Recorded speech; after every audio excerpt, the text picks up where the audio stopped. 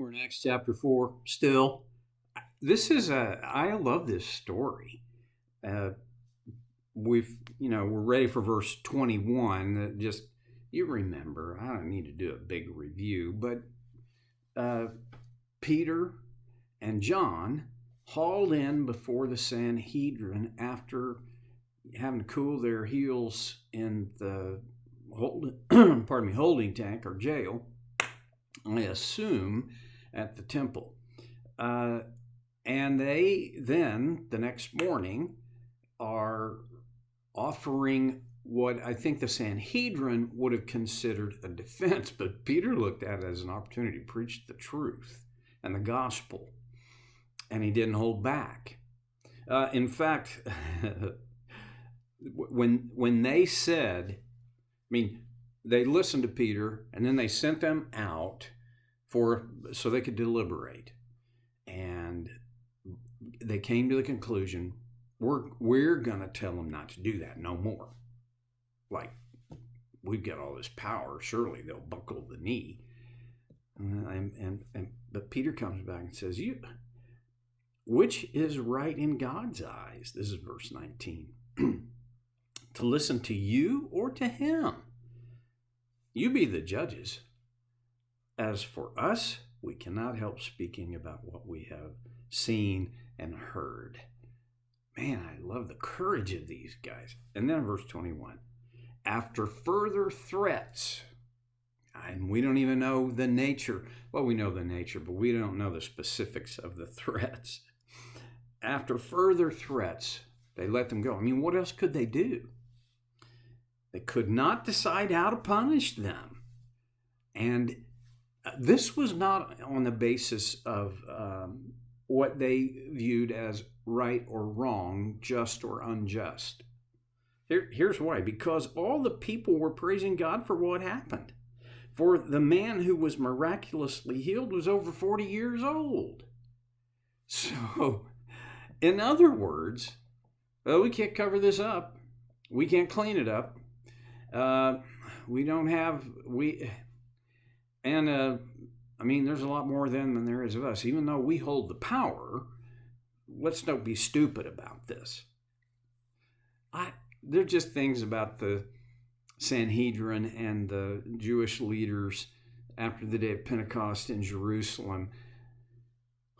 They sort of are. It's amusing to me in one way, and sad in another. These guys, their own biases had kept them from seeing the truth God was unfolding right before their eyes. Truth that they couldn't deny. The guy had been healed, and it wasn't like, he'd been down for a couple of weeks. This was a pretty good deal. The man was over 40 years old. And we don't know how many of those years he'd been sitting at the temple, hoping for alms, begging, certainly his adult life. And my guess is, as a child, think about it. If you're going to be a beggar, who would get more sympathy, a child or an adult? Okay. Well, that doesn't. There is a big takeaway here for every Christian. You and me and everybody we know in the family. We got to stand up for what is truth.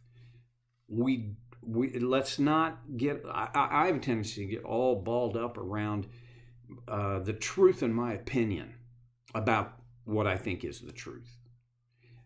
That's not what this was about for Peter and John. It was about the truth.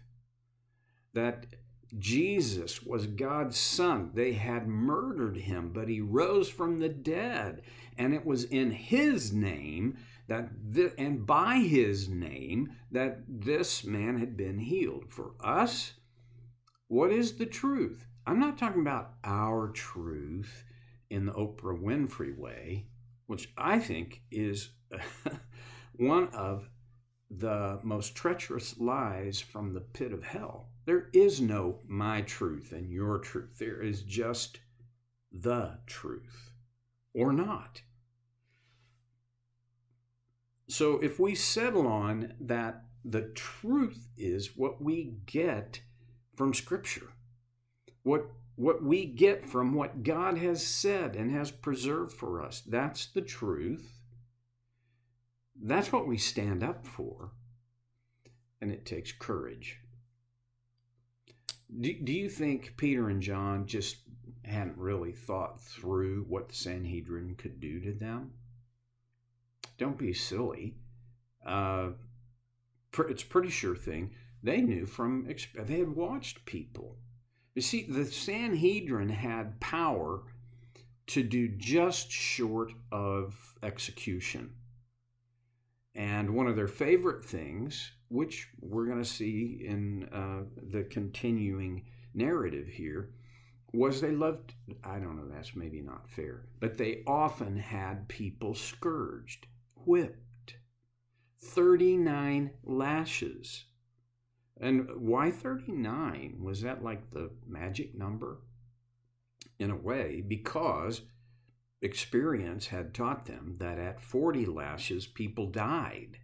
So it was one lash short of killing them. They knew the Sanhedrin could do that because the Sanhedrin held power, but they held no moral authority. Peter knew that as well. He knew they had the high ground of authority. And it wasn't them, it was the authority of God. I think I lose track of that.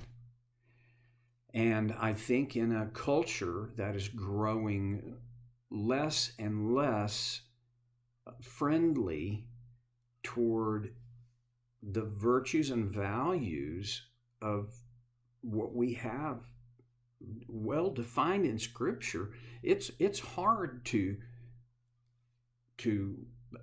for me, it's hard to stand in God's authority. There's a whole long series of things that I would love to go into regarding authority and how so many Bible teachers today they tell us, you got the authority of God. Well, I don't think Peter and John thought they had this authority. I'm convinced that they believed they were stewards of God's authority. And I see there is a big difference between those two ideas. All right, well, let's move on to verse 23. On the release, Peter and John went back to their own people. Who were their own people? The church. Now, remember, there was no church building yet. They were in homes. They got together. The only place that I can think of in ancient Jerusalem that would have accommodated a gathering of the 5,000 and growing numbers would have been the temple. But that I don't think that's where Peter and John didn't go back. They were at the temple, I think. And they left upon their release. They went back to their people.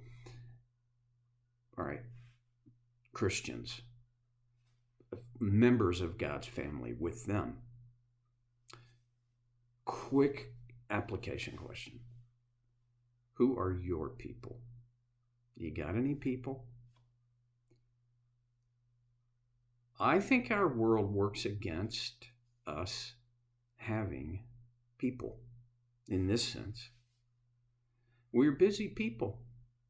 Busy people are often unavailable to be somebody's people. I am. I'm busy, and honestly, I'm not terrifically available to be somebody's peep. Does that make any sense to you?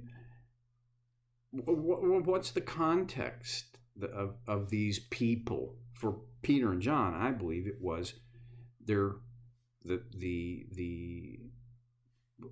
circle that would have included their closest friends and associates.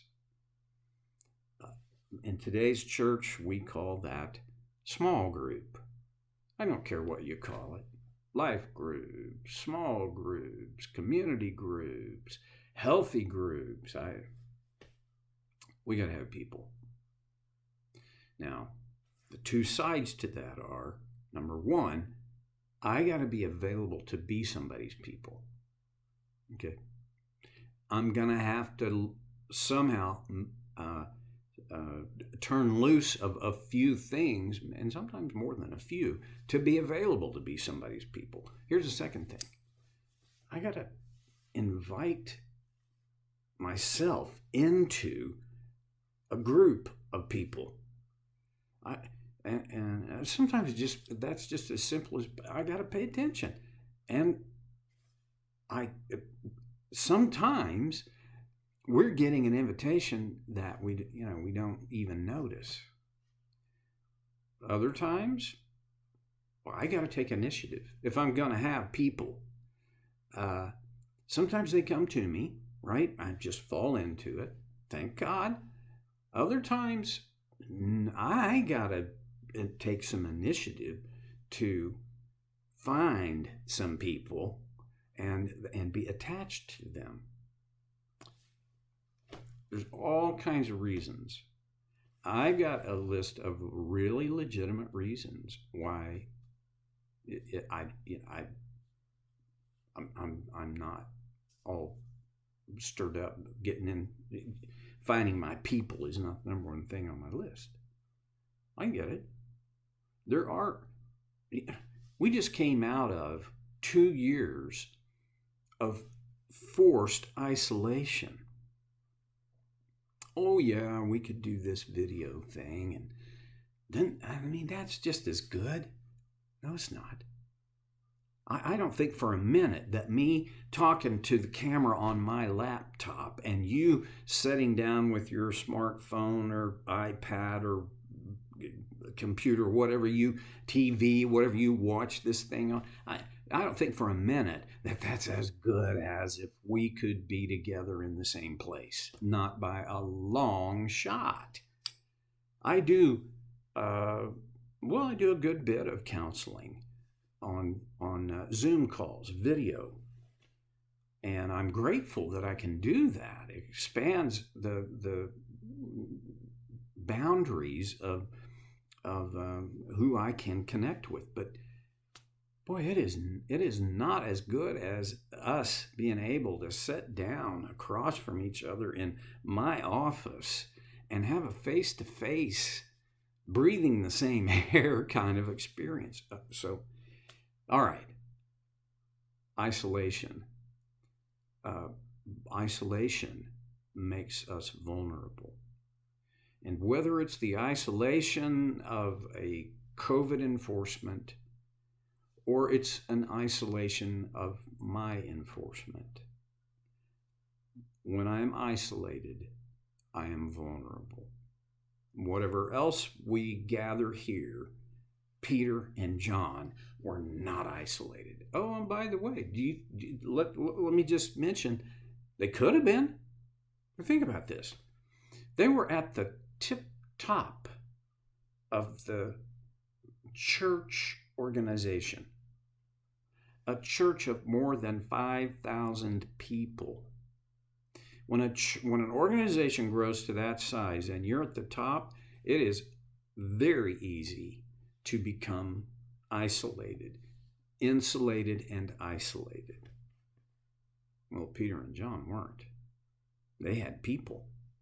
And on their release, they went back to their own people. What comes next is just absolutely fascinating to me. But I've already burned up the time for today, so I'm going to close, and we'll pick it up again next time on Soul Care with Stevie Boy.